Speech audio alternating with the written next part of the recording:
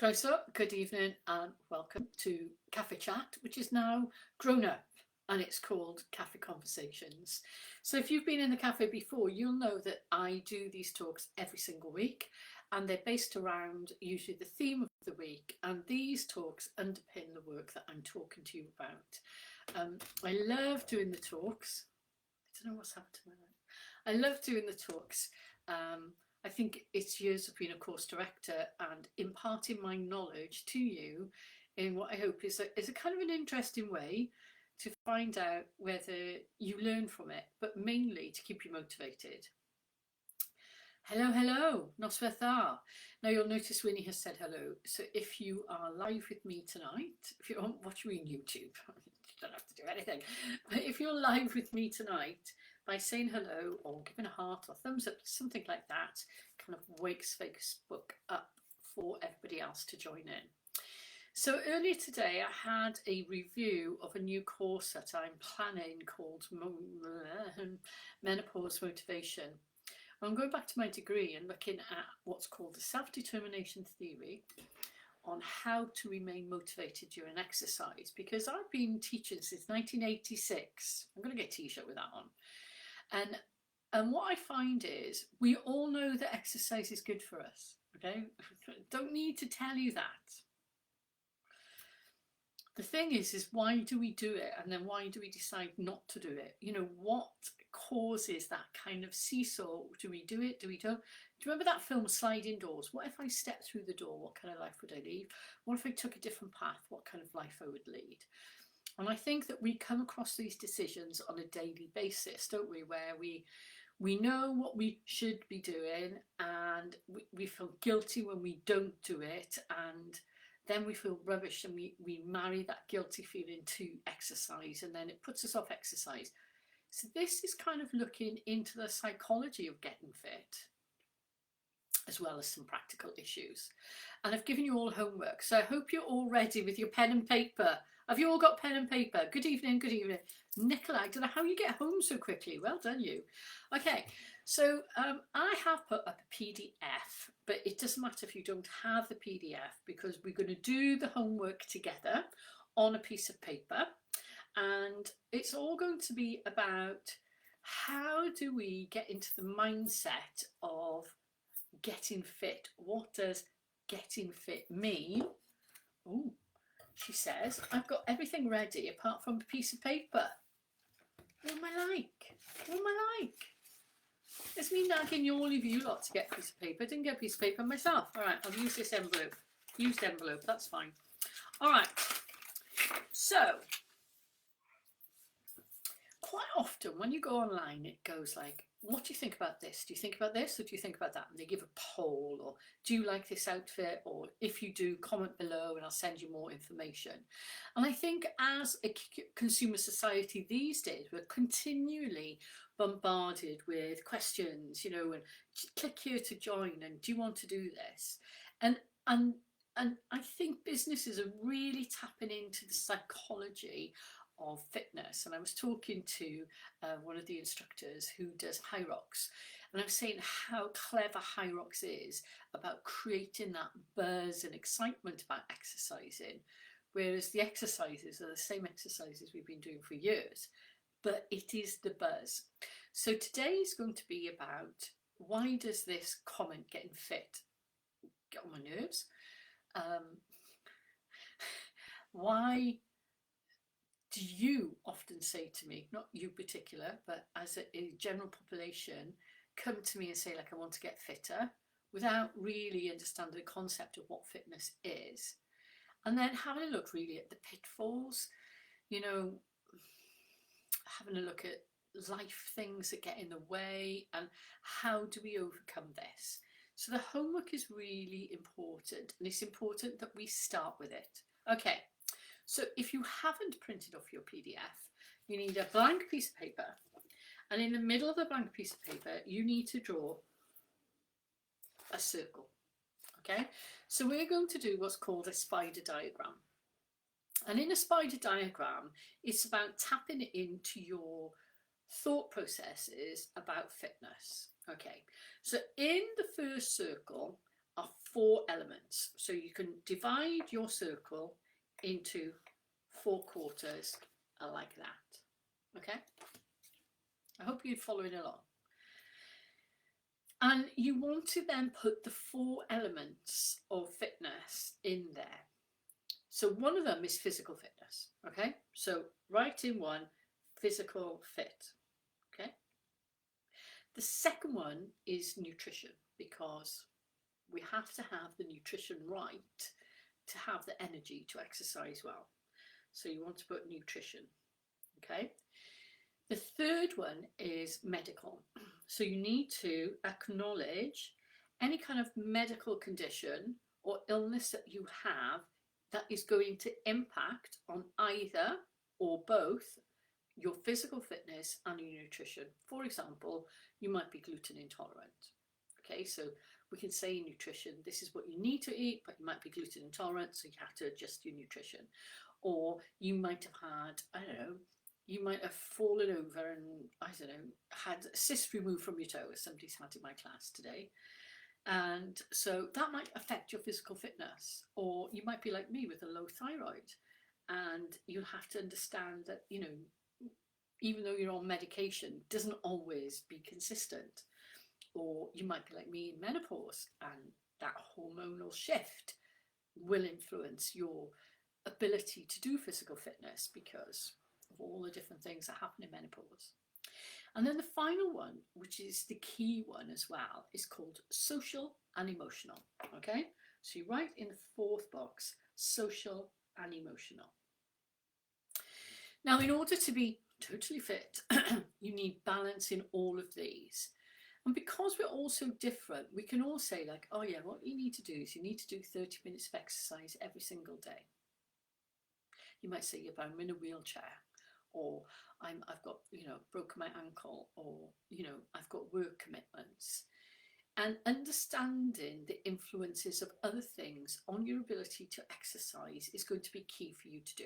All right, so you should now have a circle with your 4 elements written in. The next thing you're going to do is you're going to draw at least 3 lines like that out of each quarter. All right, so we're going to start with physical fitness, and these are your opinion of what you think getting fit looks like. So it could be like, I want to be able to walk up Penglace Hill without getting tired, or I want to be able to bend down and pick up my grandchildren, or I want to run a 5K. All right, so you need to write in there at least 3 things that you think you want to do in order to get physically fit. Okay, are you ready? We've got 1 minute to do this. Now, when you're doing that, I'm going to talk over this. So I'm going to give you suggestions about things that you can think about your physical fitness. So you might think like, well, I used to love gardening, but I find it really difficult to push the wheelbarrow these days. So I want to get fit enough to be able to push the wheelbarrow around my garden. Or you might think like, I want to take part in the Cardiff Half Marathon because I'm doing exercises. I'm running to raise money for my favourite charity. Okay, so think about like things that are personal to you, or if you can't think of anything that you particularly want to do, think about things that you think are like about fitness, you know, or being able to do a plank for a minute, or being able to do 20 squats, or anything like that. So you should have now at least 3 things in that physical fitness. Now we're going to nutrition. And again, you draw 3 lines off your nutrition, and you're going to write in there things about your nutrition that you want to work on. So you might say things like, I want to cut down on eating sugar. I want to cut down on drinking alcohol. I want to improve the amount of fruit and vegetables I eat. I want to kind of whatever. So for me in nutrition, okay, now all of you know for the past 7 years I've been a vegetarian or a pescatarian. But when I went to France, I ate meat. basically, because if you've ever been to France, they don't believe in vegetarians. And it's really hard to get vegetarian food. And I can cope with some meat now. So that's like a major change for me. But I still feel slightly uncomfortable eating meat, which is really interesting. So for my nutrition, I'm going to think about whether I want to make a conscious effort to remain pescatarian or whether I want to return to being a meat eater. The other thing I've done is I have invested in a whole litre water bottle. Okay, it's really uncomfortable to carry, but I know that when I drink a glass of water or a small bottle of water, I'm really too lazy to fill it up again. So the other thing I've started doing is I drink pints of water, and I make sure that I have at least 3 pints of water a day.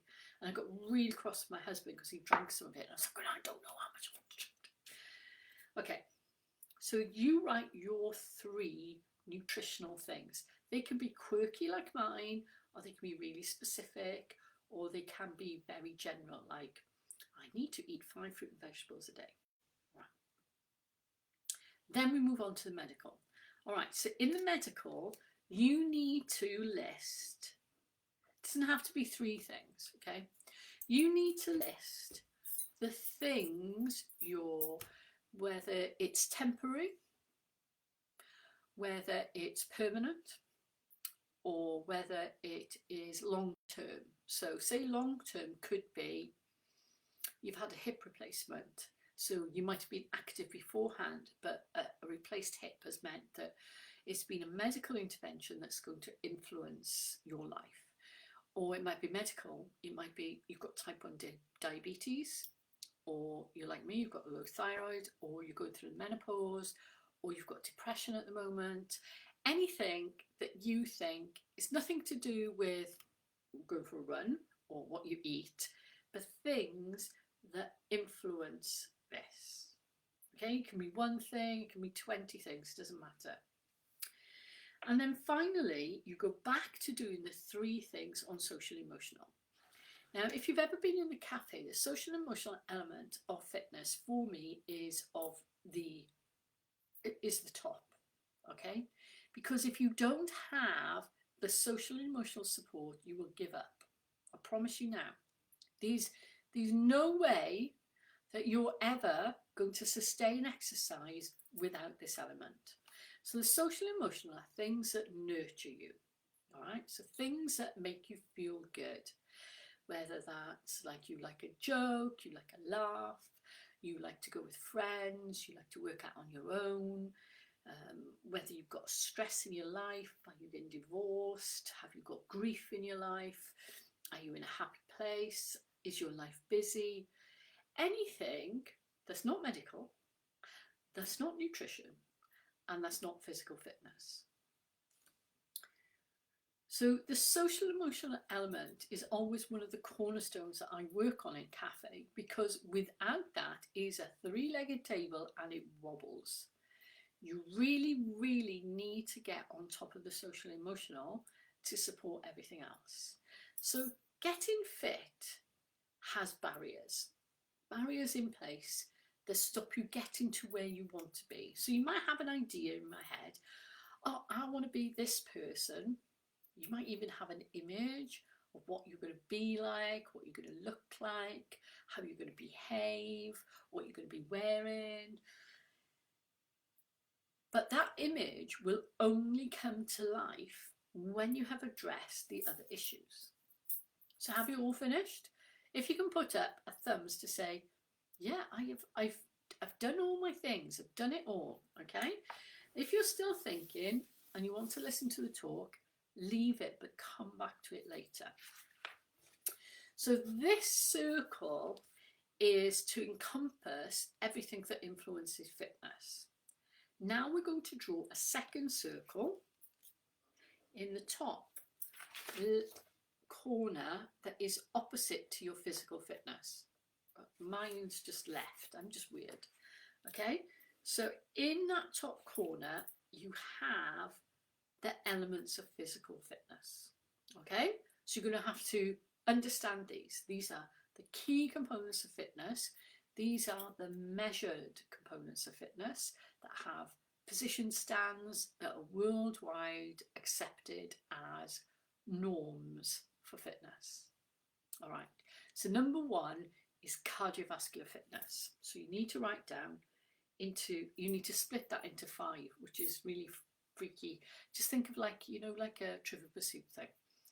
So cardiovascular fitness, because cardiovascular disease is the biggest killer of humans. I know there's war. Other than war, the biggest killer of humans above any other illness. All right? You can put them all together. Cardiovascular fitness kills more men and more women in the world than anything else. And this is to do with the health of your heart and your circulatory system. So the cardiovascular system. So it relates to angina, heart attacks, high blood pressure, strokes, all of those kind of things.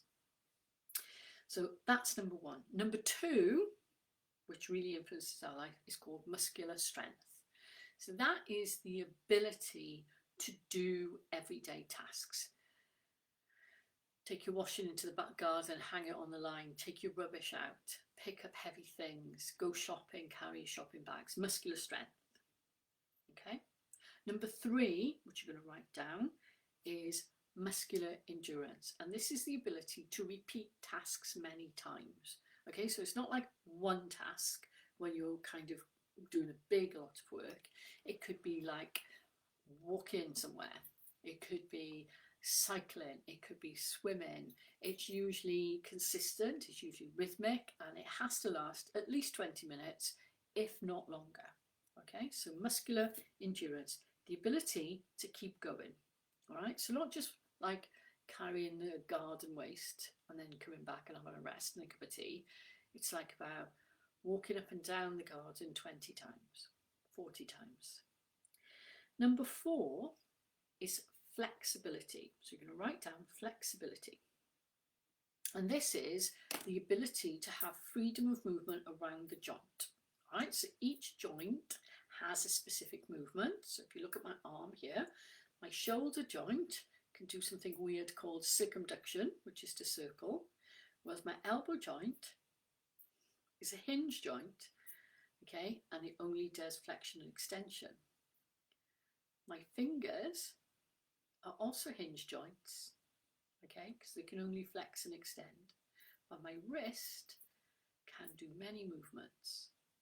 So each joint of your body has the capacity to move in a certain way, and it is restricted by tightness around that joint.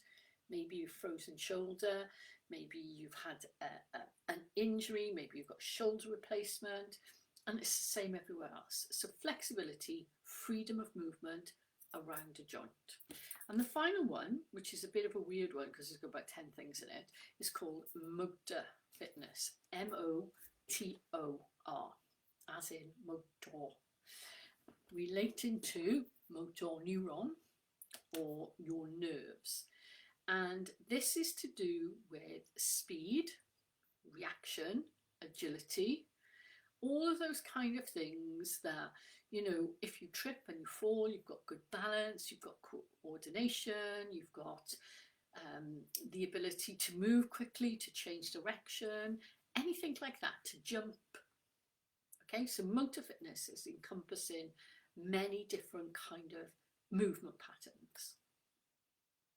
So in order to be physically fit, you have to address those 4 issues because they're all separate, okay? And they attack every different part of your body in different ways.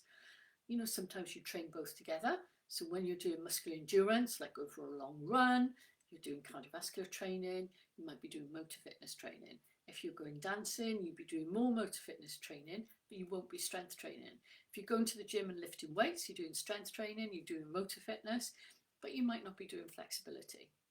So it's about creating a balance within this circle. So when you've written down your 5, you need to write 1 line off each, okay? And you need to identify your pain point. So your pain point is always something that gets on your nerves, that you get really fed up with, that you want to address. So for example, you might not be able to take the lid off a jam jar. Okay, so that's to do with strength of the hands. You might find you can go for a nice long walk along the prom, but walking up Constitution Hill is challenging. So have a look at the things that flexibility, maybe you can't bend down, do your shoelaces up. Have a think of something that influences you, that you want to change. Not me, okay? I know how to change it. I can tell you how to change it. But unless you're on board with this, then you won't bother. You kind of go, I'll do it tomorrow. Because it's not a pain point. Your pain point is the point where you want to think about making a change because you're fed up with the status quo. Okay? So, you know, like when you decide like, oh, I'm going to renovate the house or I'm going to paint, there comes a point where you'll walk past that, you kind of go, oh, I really need to do that. I really need to do that. I really need to do that. And you don't do it. And then you get around to doing it and you kind of go like, why didn't I do that before? It's the same with fitness. Okay, so have you all got that now? This is a living document, okay? So when we're in cafe, we kind of work on this for weeks on end. And we are going to do this on the first week of cafe next time. So where you have your lines off here, what you then need to do is to create solutions, right? So, for example, the solutions might come from a different element of the total fitness. I'm going to give you one example and then I'm going to talk to you about dopamine. So one example is, I want to do physical fitness, but in your social emotional, you might kind of think like, who have I got here to support me? All right, so this is the one example we're going to use and you're going to try it with me. You might be living alone. Okay, so if you're living alone, loneliness can be an issue, depression, anxiety, but also you've got nobody to observe you. So if you say like, I'm going to do this tonight and you don't do it, you haven't got anybody going like, oh, you said you were going to do that and you haven't done it. Or it could be you have caring duties and responsibilities. Like I've got my mother took after and we had to change the whole cafe to fit in with my mother. And do you know what? You all love the changes I made. So I'm not alone in caring responsibilities, am I? So write in there one person who supports you. Doesn't have to be a close member, can be a friend. And one thing that is a drain on your energy. Okay? Not in a nasty way, just, you know, it could be work. It could be, you know, travelling time to work. Understanding where you can get support. So say like if you've written down, well, my main supporter is my best friend Jane, and you want to do something in physical fitness, you might think, well, actually I could ask Jane, because Jane's my best friend. I could ask Jane if maybe she'll come to class with me, or I could ask Jane if maybe she'd sit with my mother while I went to class. Okay, so you can kind of see where this works. And in the dopamine cycle, this is what's known as shaping. So we shape our future. We don't kind of, you know, it's not a fairy tale. We don't kind of wake up and kind of go like, hey, look at me, I'm fit now. It was easy. Didn't have to do anything. You have to shape your future. And that is a journey. Now, when we coach people to shape their future head towards fitness, you want to understand the human psyche likes to have support, recognition, and reward. When we are rewarded for our efforts, we are more likely to continue with that behaviour. So on our shaping journey now, so we're going to shape what getting fit is, we are going to think about how can I shape things differently? Okay, and shaping is fluid, all right? So some weeks you might be on a holiday, that goes out the window. So when you come back, you can revisit the shaping rather than kind of going like, oh, I didn't do any exercise this week. Oh, I'm useless. What's the point of carrying on? I might as well give up because next week I've got something else on. That's not shaping. That's kind of closing the door and saying like, it's definitive and that's the end of it. That is not how humans work. Humans work on reward, recognition, and shaping. And this helps us because we have within our bodies a very specific neurotransmitter and neural modulator, okay, so it changes your thought processes, that assists us in the shaping process. And that neurotransmitter is called dopamine. Now, dopamine is a reward recognition drug, if you want to call it a drug. When we do something well, so say like if you were in school, all right, because I get this a lot with people in school, and somebody's going like, really well done, keep going, you're doing great. You kind of go, oh, okay. Then somebody goes like, oh, you're useless, what's the point of you being here? Come on, I don't want you here. There's no point in you being here. Why don't you go to the library? You're going to suddenly think like, I can't do exercise because I'm rubbish and I'm no good. The reinforcement of effort as well as performance is key to you being successful in your shaping journey. You need to think about how the human behaviour changes. Now, I'm going to read some notes here because I want to make sure I cover everything, because I'm not superhuman. I remember a lot of things, but I don't remember everything. So I'm going to read this to you. Shaping is our way of showing interest in a subject matter.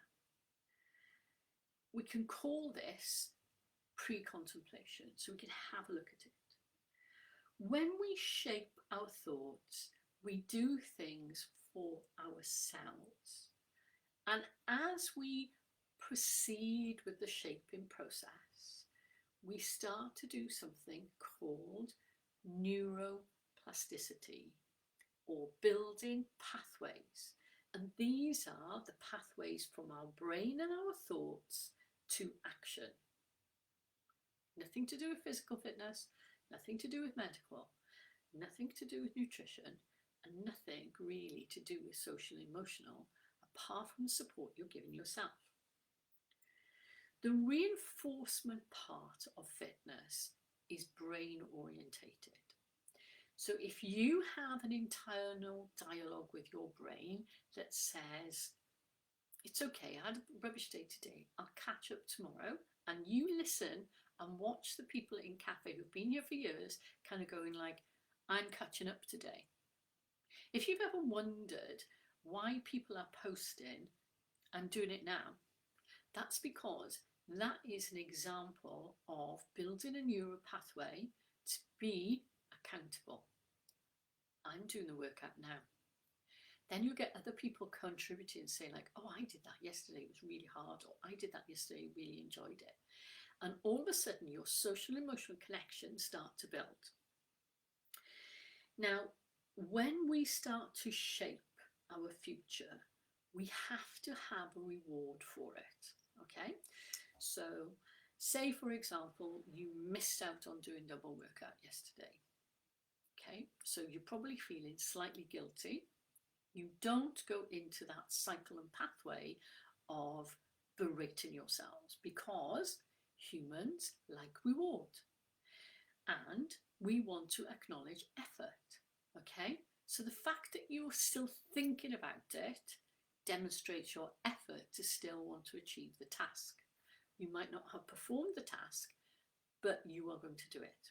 So saying things like on the Facebook page, trust me, I'm going to do this tomorrow at 7 o'clock, or I'm going to do this tomorrow after I finish work, or I'm going to do this next week when I'm back off holiday, means that you are starting to shape your neurological pathways in order to recognize the effort you are making to get to your goal.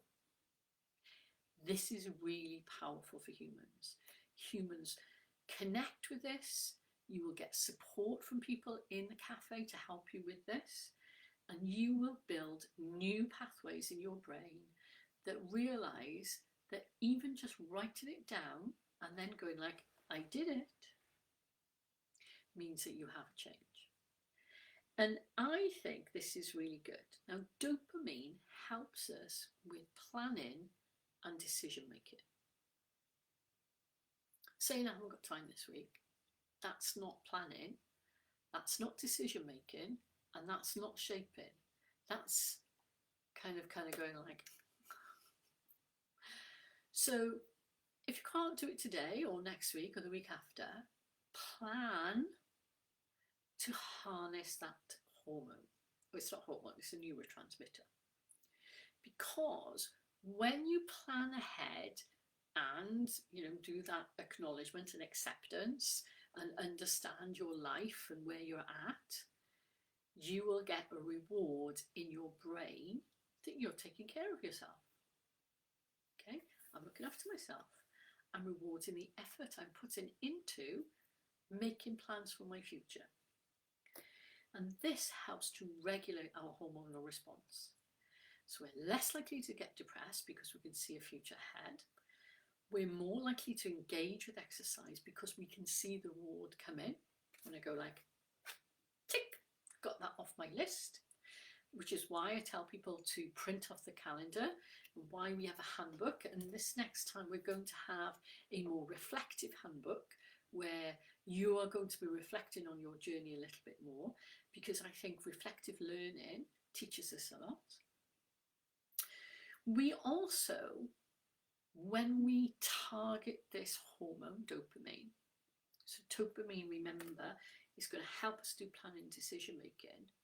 When you then come to your exercise session, whether you're training muscular strength, muscular endurance, flexibility, motor fitness, or cardiovascular fitness, your conscious thought is already engaged with the process. So deep in the brain, you have the hippocampus. The hippocampus is there to help us to do learning, helps with coordination, driven by dopamine. Okay, so we know that people who don't have high dopamine levels will struggle with this kind of thing. People with ADHD will struggle with this kind of thing. So we need to get that reward recognition into place. We kind of think like, oh yeah, people just go to the gym and they work out. No, they don't. They got to make that appointment. And they understand that reward cycle. When we make that effort, when it comes to the exercise session itself, your brain is already, I'm ready. I'm ready to exercise. I know what I'm doing a dumbbell workout. I know what time I'm doing it. I know what equipment I need. And you are more switched on to get fit. And guess what?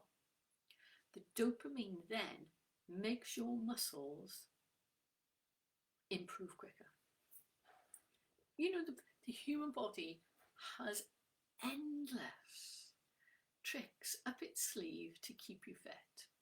It improves smooth muscle, so your blood flows more freely. You get more nutrients into the muscle. You get more oxygen into the muscle, so the exercise feels easier. Didn't say easy, easier.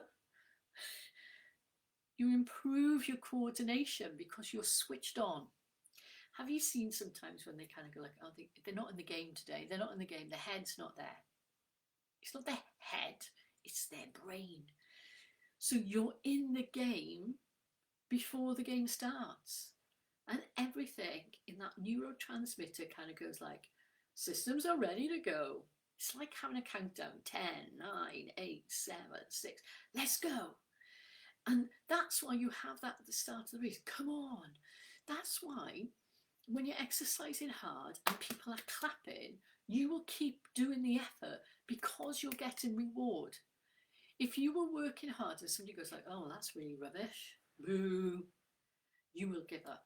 You'd have to be really mentally tough for that. So don't talk negative in your head. Think about the positive things you're going to do.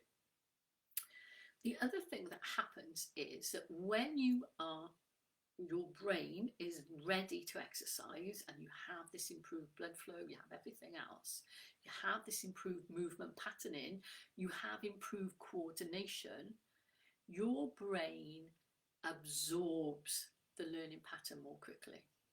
All right? So say like we're going to be doing kettlebell workout, okay? So kettlebell workout is technical. You have to really understand the technical effort in order to get that to work. Now, I teach people online and I can't see them, but I'm a good coach, okay? I know I'm a good coach because I've coached for years. I can then go to class and I can tell you immediately who's on cafe because their technique is so much better than anybody else in class. Even if they come to class once a week, because you're in cafe, you are really far more switched on. Your movement patterning improves far quicker because you understand that dopamine cycle. You understand we're all working out together.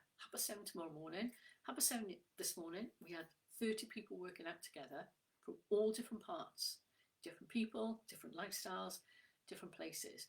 The people who couldn't make it were posting going like, I'm doing this later. Don't think that they're not showing off.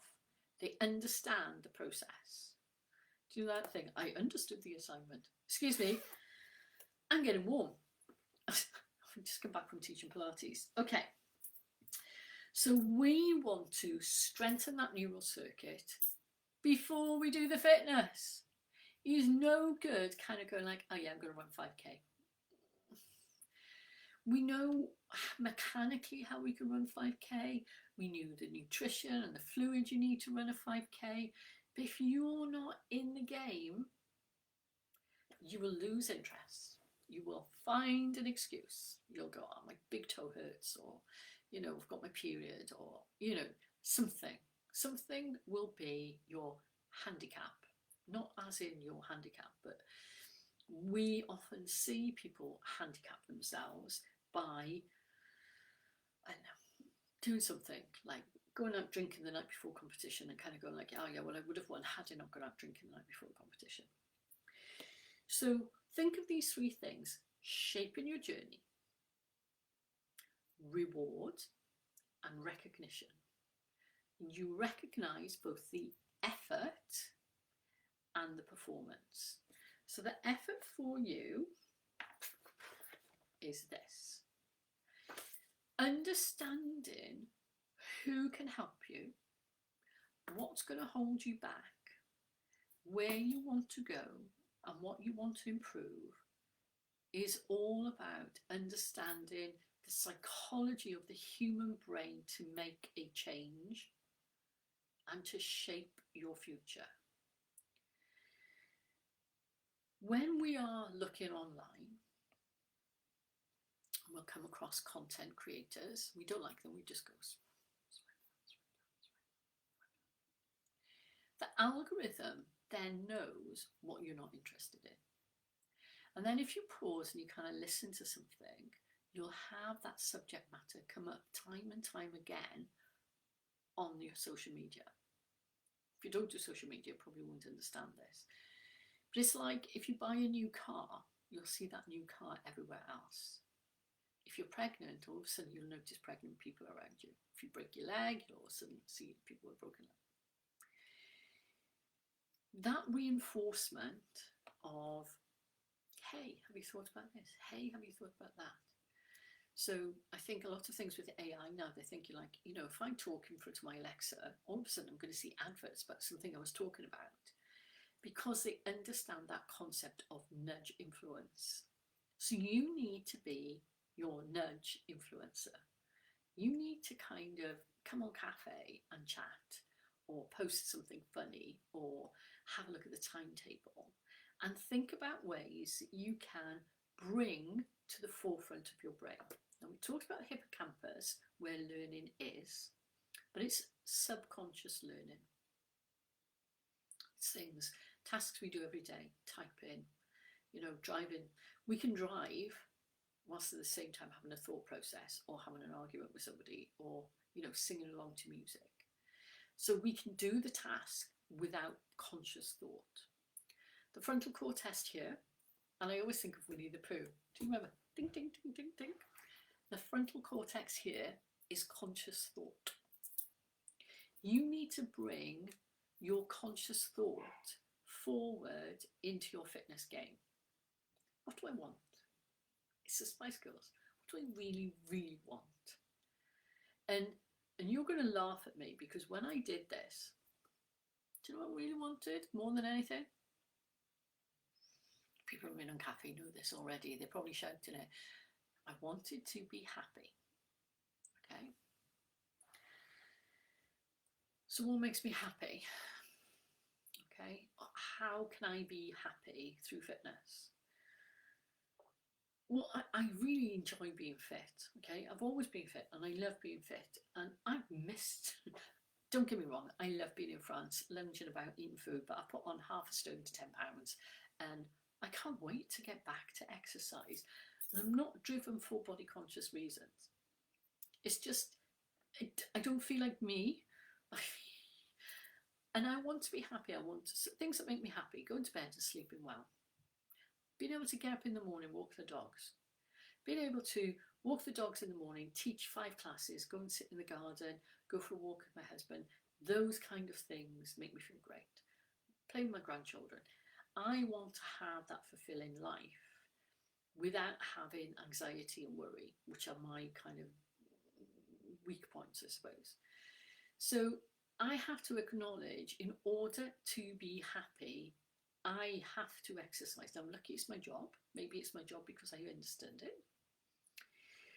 And I'm not saying my thing is right for you, because that's not the point of the process. The point of the process is, where are you at? So what is getting fit?